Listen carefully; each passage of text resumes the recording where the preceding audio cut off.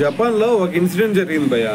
Matter ఏంటంటే, ఒక యువతి తనకు కేవలం 25 ఇయర్స్ మాత్రమే ఉంటాయి. అయితే తను ఒక కంపెనీలో జాబ్ చేస్తూ ఉందన్నమాట. అయితే మరి ఆ జాబ్ చేసే సమయంలో అది కూడా 2021లో జరిగిందనమాట ఆ ఇన్సిడెంట్. అయితే మరి ఆ కంపెనీకి సంబంధించినటువంటి ప్రెసిడెంట్ తను ఏమన్నాడంటే వీధి కుక్క అని తిట్టాడు. సో మరి ఈ విధంగా తిడితే అబ్బాయిలంటే ఏముందని చెప్పేసి వదిలేస్తారు. కానీ మరి అమ్మాయిలు కొంచెం సెన్సిటివ్ ఉంటారు కాబట్టి కొంతమంది. సో మరి తను ఏం చేసింది, మరి వీధి కుక్క అని తిట్టాడని చెప్పేసి డిప్రెషన్లోకి వెళ్ళిపోయింది.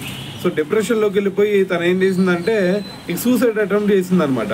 అది ఎప్పుడు 2021లో. అయితే మరి మొన్న రీసెంట్గా 2023లో చూసుకుంటే తను చనిపోవడం జరిగిందనమాట.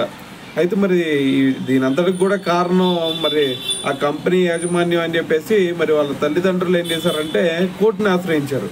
సో ఇప్పుడు కోర్టు ఒక తీర్పు ఇచ్చింది. ఏమని, మరి ఆ తల్లిదండ్రులకి మరి ఆ నష్టపరిహారంగా ఏకంగా 90 కోట్లు ఇవ్వాలి అని చెప్పేసి మరి కంపెనీకి అయితే ఆదేశాలు జారీ చేయడం జరిగిందనమాట.